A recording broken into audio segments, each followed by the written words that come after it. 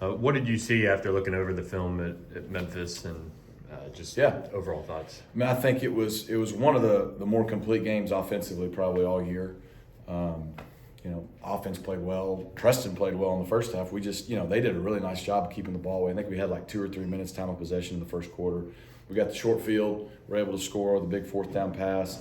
The next 2 drives, we stalled out and had to punt, but and then had the really long drive into the second quarter that was good. And then, to come out in the second half and I think 4 out of 5 drives scored.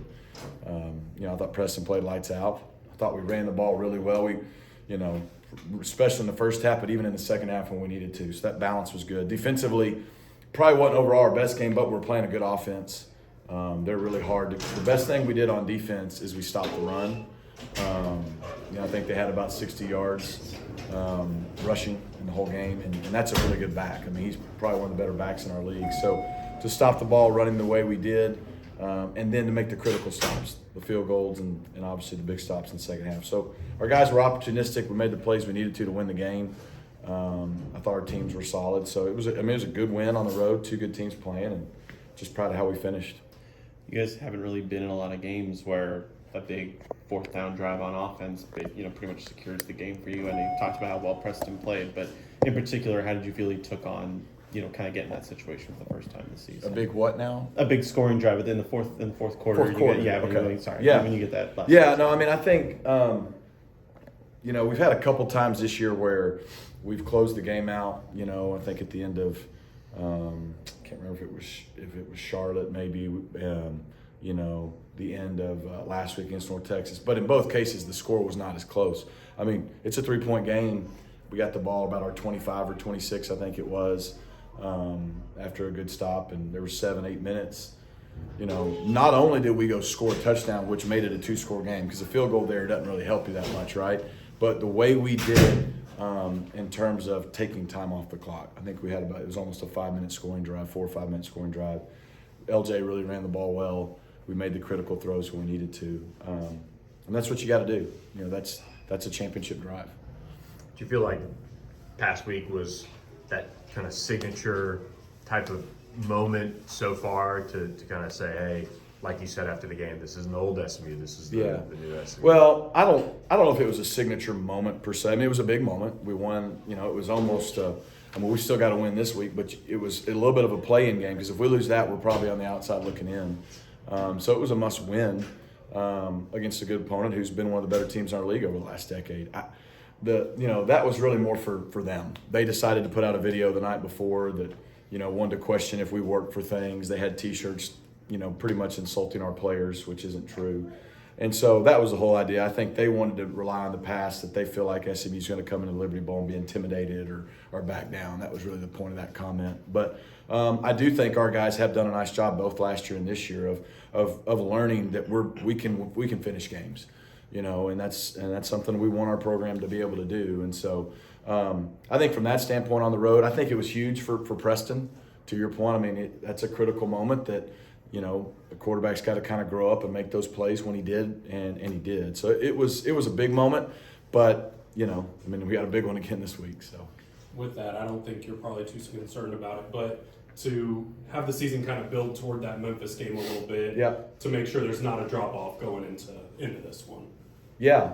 I mean, every game's been important. I mean, if we weren't 7-0 right now, we wouldn't be in position to win and go to the conference championship game. So, where they stack up and the order they go in sometimes just kind of works itself out in a way where it feels like games are bigger than the others, but they're all pretty big. Is that just how this team has approached everything this year, and how do you get to that? I asked Tyler because, like you said, in the past here and there, they just kind of needed to learn how to take it game by game versus maybe. It's hard, I know it's boring for y'all when coaches say that. They call it coach speak, but coach speak is when you I think just say stuff to not answer the question. It's not coach speak. That's the process. That's the process you have to go through, and it's so stinking hard. It's hard for coaches. It's hard for players. It's, fans and media, it's hard for them, but they don't have to worry about that. They can think about all kinds you can't get where you want to get if you don't take care of the present moment. And so week in and week out, and then they start hearing, oh, this is a big game. No, it's not. This is just as big a game as the one before, and the next one, it gets built up. But a big game in week 3 is just as big as a big game in week 12 in the grand scheme of things. It's just the order it goes in and how the season unfolds make games seem bigger than they appear, right? And so it's super hard to do that mentally as a human, any of us. And so we've tried really hard with mental toughness training and things we try to do to stay present for all of us, and credit our guys. They've done a nice job week in, week out of showing up. And we don't always play our best, but they've showed up. They've been able to focus on the moment, the task at hand, and going to have to do it again this week. Kind of slightly different looking Navy offense than maybe people are traditionally used to. Just kind of what have you seen from them with, new offensive coordinator and obviously a defensive head coach for the first time. Yeah, I mean, on offense, they're slightly different. They're a little more multiple, but it's still the same MO. I mean, still option football a lot of different ways. I think 2 weeks ago they had like a 12-minute, 40-something second drive. It's almost a whole quarter.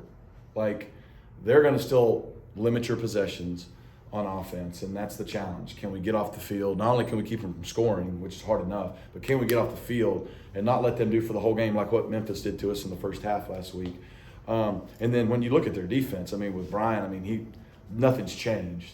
And they've been one of the better defenses in our league for the last 5 or 6 years since he got there. But, they're number 1 in the country in red zone defense. They're number 1 in the country in forced fumbles. They think they've got 23 turnovers. They stop the run. It's really, they're a problem, especially when you know that you're going to get limited possessions. And I'll be honest with you, I have so much respect for how they play the game. And I've always had it for Navy, but this Navy team seems different. When you watch them on tape, the defense, I've never seen a team play as hard as they do and run to the ball like they do, all 11, and tackle the ball like they do. 13 forced fumbles. They hit the quarterback a lot. And so they're a really stout unit on defense. 3 shutouts. Nobody's got that. So it doesn't matter who you're playing. You shut 3 people out. That's pretty impressive. So we're gonna have to play really, really good, disciplined, efficient football and offense because our opportunities are gonna be limited. And then, we're gonna have to find a way to get off the field on defense. This group of seniors, I guess there's probably a handful of guys that were here when you were first year. What does this group mean to you? Send them out on senior day. It means a lot. You look at the guys who have been here a long time. The obvious ones like Elijah Chapman, Tyler Levine, Nelson Paul. There's a couple others I may be forgetting that have just played a ton of football games here. DeVere hadn't been here the whole time, but he's been here a long time. Some of those guys are going to end up playing more than Ben Redding and Hayden Howerton, which is a lot. So, it would be really, really cool to see those guys where they were in 18 or 19, whatever year they got here when we got here, to finish their career out with an opportunity to win a conference, or at least play for a conference championship. So potentially their last game here at Ford Stadium too. We'd like to send them out with a win there. But it's a special group. I think last year's group was special, but it's a special group, and I don't know, in terms of wins, but they got a chance to go down with some of the most wins in a two-year stretch of anybody, and probably in their career too. You start thinking of guys like Elijah Chapman, because he was here on the 19 team with 10 wins, so he's won a lot of football games here.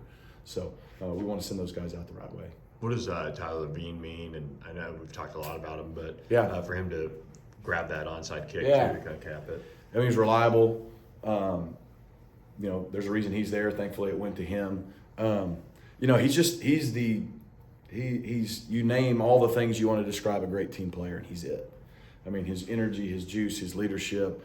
We got good backs. He doesn't carry the ball as much as he did last year, but that's fine. But when he goes in, he's productive. He does a lot of stuff on third down protections. He's on all teams. Our guys, just love him to death and respect him. And so you got to have guys like that on your team for your culture, for your toughness, for leadership. And fortunately, because of him, we've got a lot more guys like him now. And so I think that's the best you can say about someone's legacy. He left a place a whole lot better than when he got here. And kind of with going with that, you mentioned that 10-win season in 19. There's been success, but not to playing for a conference championship, being in that conversation in the last week of the season. What does that say about the group that they've just grinded through that and built that and now are really leaving that kind of legacy here too. Well, I hope it'll help them in life, because that's what life is, right? If you want something, you got to work really hard for it, and it sometimes doesn't come right away. You got to grind through things, and they put themselves in position.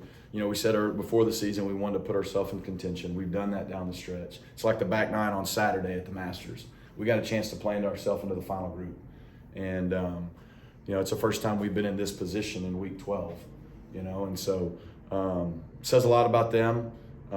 Whether or not we get it done doesn't define if this season was successful or not. This season's been successful. These guys have done a lot, but you know, we sure want to win on Saturday and try to give ourselves an opportunity to play one more game.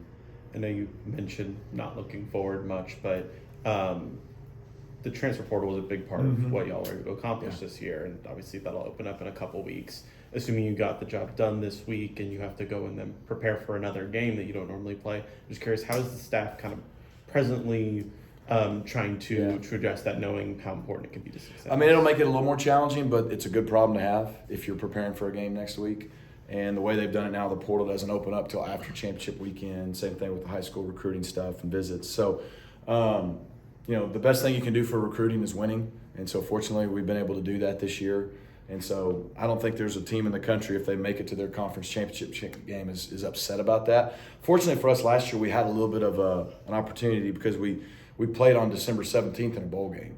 So we had, like, from the time we found out we were playing BYU, we had 13 days to prepare for the bowl, transfer recruit, high school recruit, like all the things. Like, we even had to go to the bowl site during the recruiting window and lose a week. And so our staff has had to wear a lot of hats at the same time already in this period. So I think that'll probably help. Do you watch the game Friday night, or do you save that for? I won't watch it like a coach breaking it down. We'll watch it, you know, what we do on Fridays. We call them Fellowship Fridays. You know, our guys work so hard during the week, Monday morning, Tuesday morning, Wednesday morning, Thursday morning. They come back on Monday nights. They go to school all week, you know.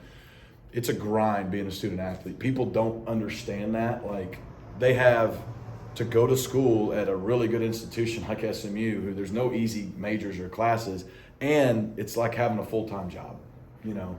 And so all they do, if we're not ready to play by the time we go to the hotel on Friday, then we haven't done our job. So what we do, instead of, like, a lot of schools will have like hour-long OD meetings and special teams meetings, and I call them beatings, but like what we do is, when we get to the hotel, it's like an hour and a half window. It's like a rolling dinner. ESPN's on the screen. Guys lay back. They go back to the room for a little bit. They come back about 8:30, and we got the PlayStations and Xboxes out, and the games on TV. And so it's just a chance to hang out. Guys are playing cards and, you know, Monopoly and games and all kinds of stuff with each other. And it's just to kind of hang out and chill and, like, let your mind clear and be relaxed. So when you wake up Saturday, you can go play. And so with it being Thanksgiving, we'll actually get there a little earlier. So there's a ton of games on. I'm sure guys will be watching it. It doesn't really matter what happens. We got to go win on Saturday. And and then if we can do that, then we get the opportunity to have more problems. So. And then just injury updates. Yeah, injury updates. You know, Marcus went out. He's in concussion protocol. It'll definitely be a lot like Preston was a few weeks ago. It'll be game time decision if he's available. Most everybody else came out of the game with normal end of year beat up, bruises, banged up. You know, Jake Bailey, Jalen Knight, and all those guys, their X-rays were negative. So we anticipate, you know, Elijah Chapman was able to play a little bit more in the second half than we thought. So I expect all those guys to be available come Saturday. You know, and with one game to go, I think those guys will give it everything they got. And then last for me is what's your favorite Thanksgiving food? What are you looking forward to tomorrow? Food. Well, we have a lot. You know, we've talked about that last week as a team, and this week as a staff. Is, you know, kind of a word that's been buzzing around our building is gratitude. So gratitude is, I mean, it's basically the quality of being thankful. It's that simple. And we got a lot to be thankful for as a team. You know, individuals go through a lot of things in life, but as a team, we have a lot to be thankful for. And so it allows you to reflect on things. And one thing I am thankful for tomorrow, my wife makes these green bean bundles wrapped in bacon, put them in the oven, and there's like this like brown sugar praline sauce all over them. They're really healthy. And then there's this hash brown casserole, you know, just a bunch of cheese, potatoes, cornflakes on top. I can handle both of those. You know, so I'm gonna eat fine, which means hopefully I sleep and nap fine Thursday evening. But there's a lot of good stuff out there. I'll be interested to see what his answer is. But all good. Appreciate you guys. Yeah,